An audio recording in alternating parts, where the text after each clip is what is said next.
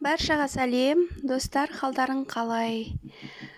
Достар, әр күніміз тек сәттілікке толы болсын. Достар, мен бүгін сіздерге тауық етімен дайындалатын өте дәмді, жасалу өте оңай, ерекше тағам түрімен бөлісемін. Яғни қазан кебаб, тауық етімен дайындалатын қазан кебаб.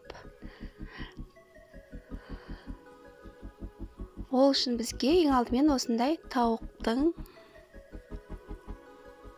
етін осылай бөліп аламыз.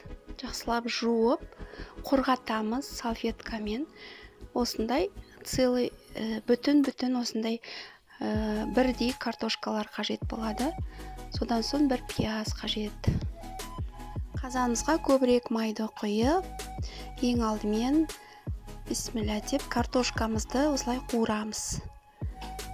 Бір жағы қып-қызыл болған кезде аударып, екінші жағында әдемілеп қуырамыз. Майымызды қатты қыздырып, отты қатты қойып, солай қуырған дұрыс. Қызартып, осылай картошкамызды сүзіп аламыз. Міне осындай болады. Содан соң жуып, тазалап, салфеткамен құрғатып қойған тауық етін осы майға салып, оны да осындай етіп қуырамыз. Екі жағын бірдей етіп, қып-қызыл етіп қуырып аламыз.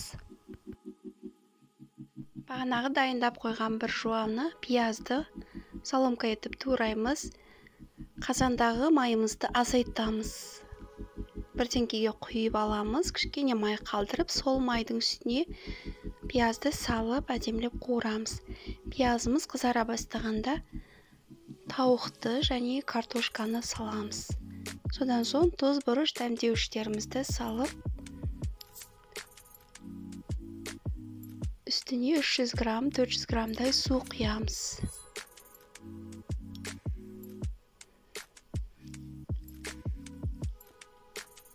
Суымызды құйып, қақпағын жауып,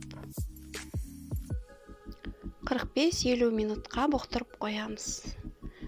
Міне біздің тамағымыз дайын. Картошкамыз бүтін, осындай болып, әдемі болып, тауықтарымыз езіліп, осылай піседі. Осындай етіп, бетіне аз көктерді сәндеуге болады. Достар, видеом ұнаса лайк басып, комментарий жазып кетейік. Және достарыңызбен бөлісейік. Менің келесі видеоларымды жіберіп алмас үшін каналға тіркеліп қоюды ұмытпаңыздар. Рахмет.